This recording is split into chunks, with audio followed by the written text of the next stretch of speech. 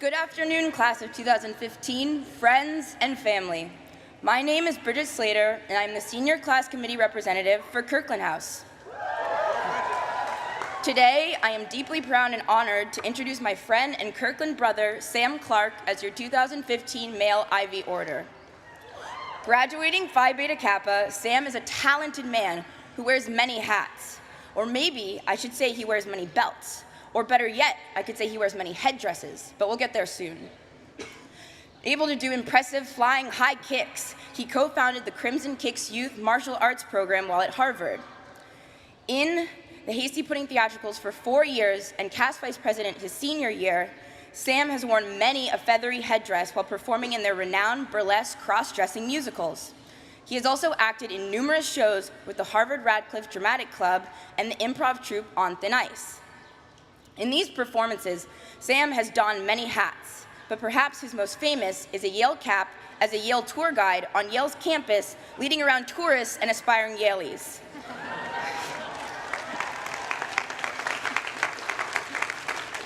He filmed this wildly successful prank on the sketch comedy news show on Harvard Time and will continue to act, write, and produce comedy in LA next year.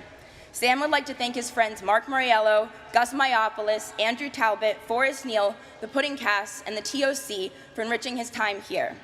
I am confident that Sam will be comfortable addressing this large crowd since he was our UC president for about 7 minutes. So now I present to you Sam Clark, your 2015 male Ivy Orator.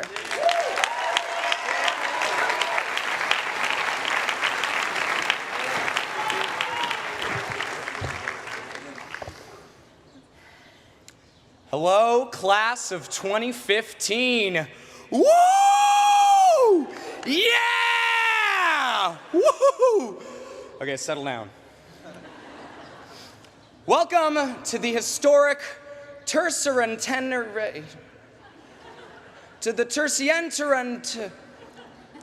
Welcome to Harvard Yard. Hello, seniors.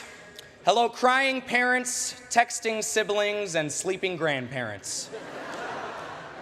Hello, teaching fellows, young and old, and tenured professors, sober and drunk. Kidding. Hello, tenured professors, drunk. And hello to Natalie Portman. Natalie, as an aspiring actor myself, I just wanted to say that I really admire your work in Star Wars Episode 1, The Phantom Menace.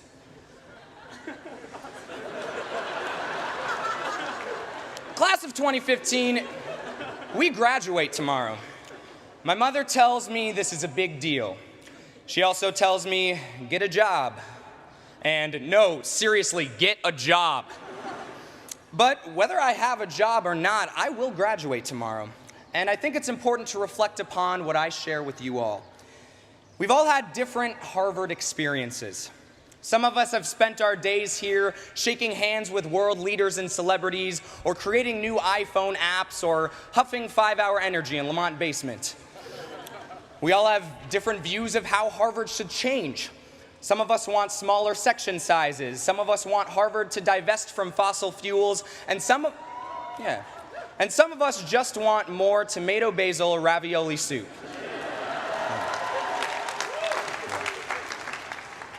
And we all have different backgrounds. We have students from all over the world, like England or Kyrgyzstan or New York or New York or New York. But through all these differences in experiences, worldviews, and backgrounds, one thing has brought us together and guided all of our actions in an incredibly important way. I'm not talking about the pursuit of Veritas or our hatred of Yale or even Gungru. I'm talking, of course, about the Harvard Student Handbook, which this totally is. That's right. Without this 185-page tome of rules and regulations governing this hallowed institution, Harvard would be nothing more than a lawless wasteland. Without the Harvard Student Handbook, Dean of the College Rakesh Khurana would have to rule Harvard Yard like a Mad Max road warrior, running down underage drinkers with a Hup D Segway affixed with railroad spikes, confiscated keystones, and the skulls of freshmen who snuck flasks in a first chance dance.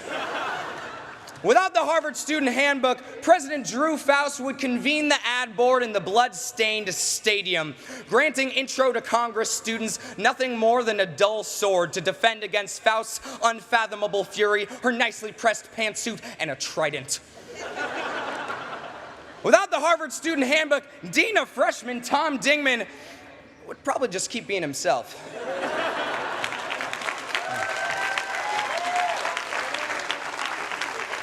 What a dude. But luckily, we didn't have to think about that, class of 2015, because the Harvard Student Handbook has been there for us. When we registered for classes every semester, we entered a binding contract that protected us under sacred Harvard law. But how many of us actually read the Harvard Student Handbook? Section kid read it. Mark Zuckerberg read it. I guess those folks who ran that satanic black mass thing probably read it pretty thoroughly. But the rest of us probably didn't. So who's to say we didn't enter a contract granting Harvard our firstborn child or selling Harvard our souls? Some of the employed among us may be used to such soul-draining contracts. Shout out McKinsey. Totally kidding, totally kidding. I meant Bain. Kidding again, I don't know the difference. But for the rest of us, I'll provide a little spark notes for the provisions of the Harvard Student Handbook that you may have missed.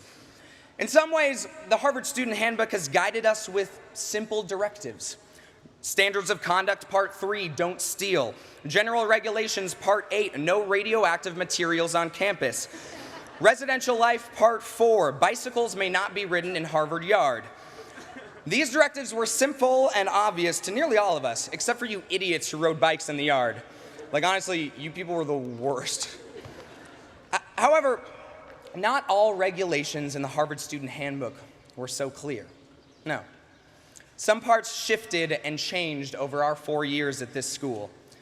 Like all great texts, the Bible, Plato's Republic, the Hunger Games Part 3, Mockingjay, the Harvard Student Handbook has not been static and unchanging. Its meaning has evolved as we've matured. The section about honesty comes to mind. I quote, "The college expects that all students will be honest and forthcoming in their dealings with the members of this community." Freshman year, this meant being really, really honest with every other freshman you ever met in Annenberg about everything in your life. During these meals, I learned about the AP exam scores, political affiliations, political ambitions, and deep-seated insecurities of just about every other freshman I met in Annenberg. I even learned some people's names. But as we transitioned to sophomore and junior year and realized that no one cared about our AP exam scores, honesty came to mean something different. In these 2 years, we became honest with ourselves and found our place on campus, be it with a talented group of performers in an a cappella group, with a committed crew of writers in a magazine, or with the Spee Club for gentlemen.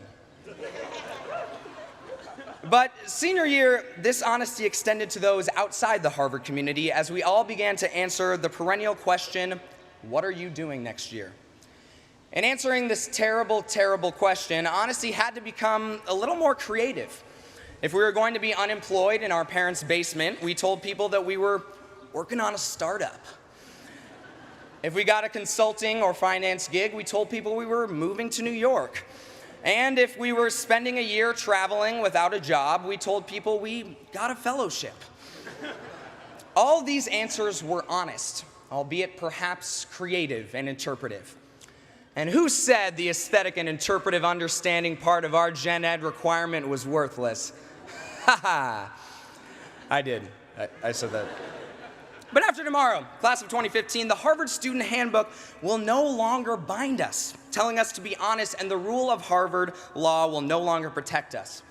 It's been our guardian through thick and thin, through Hurricane Irene and Dean Feaster's shroom emails on shrooms, through the politically controversial Occupy Harvard and the politically silly 2014 UC election, and through Amy Poehler's parade down Mass Ave and Dean Evelyn Hammond's parade through our inboxes. Settle down, settle down. As we head off into the real world, the law of Harvard will no longer help us. We won't have protection in the real world when we try to pee on statues or run naked through the streets. Whether our future brings us back here or back home or, God forbid, back to the Gothic architecture of New Haven, the Harvard Student Handbook will no longer be our guardian angel. So here, with you all as my witnesses, before we graduate and leave this hallowed institution, I will burn the Harvard Student Handbook. Just kidding, they wouldn't let me burn the Harvard Student Handbook. But by the end of today, I will eat it. So cheers, class of 2015. As I eat this handbook over the course of this long day, I will internalize everything I've learned in these 4 years at this school. And I hope that you will do the same. I'll miss you guys.